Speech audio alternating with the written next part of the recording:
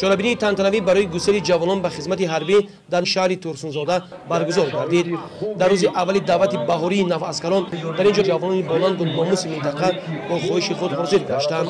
роҳбарияти мақомоти иҷроияи ҳокимияти давлатии шаҳри Турсунзода, мақомоти ҳифзи ҳуқуқ, комиссарияти ҳарбӣ, собиқадорони ҷангу меҳнат ва волидайни даъватшудагон дар ҷамоати тантанави иштирок ва суханронӣ намуданд. қайд карда шуд ки имрӯз қувваҳои мусаллаҳи мамлакат хеле ташаккул ёфта аз ҷиҳати таъминоти моддию техникӣ, қудрату маҳорати ҳарбӣ ва интизоми ҳаёти шахсӣ нисбат ба солҳои пешин фарқияти зиёде дорад.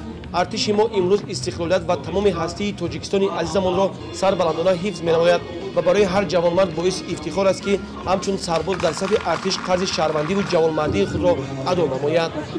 аз ҳисоби ҷавонписарони лайоқадманд дар курсҳои кӯтоҳмуддати ронандагӣ 120 нафар таҳсил намуда имрӯз бо шаҳодатнамаи ронандагӣ сарфароз гардиданд.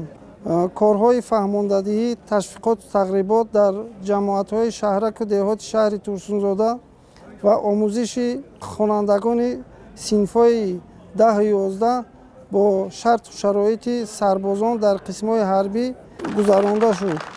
хизмат кардан ба ватан аслан хизмат кардан ба падару модар ва бародарону хоҳарон аст, зеро ватан ва миллат ду рукни муқаддасест ки бидуни онҳо ҳеҷ фард сари баланду ифтихори инсонӣ дошта наметавонад. бояд гуфт ки имрӯзҳо садҳо нафар фарзандони бонангу номуси шаҳри Турсунзода дар ҷузъу томҳои қувваҳои мусаллаҳ адои хизмати мо дар ватан менамоянд.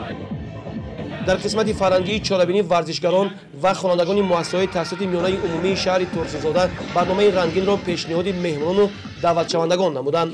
ҳунармандони хонаи фарҳанги шаҳри Турсунзода низ барномаи консертиро барои гусели навъаскарон намоиш доданд.